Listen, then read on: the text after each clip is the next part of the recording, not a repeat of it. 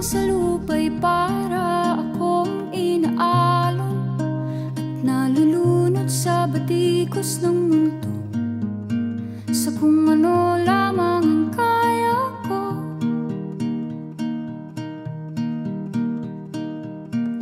Bigang-biga na sa mga problemang di masolusyonan agad, parang wala nang bukas.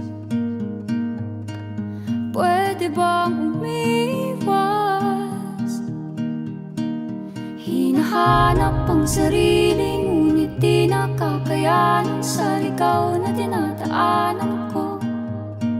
Saan na to patungo?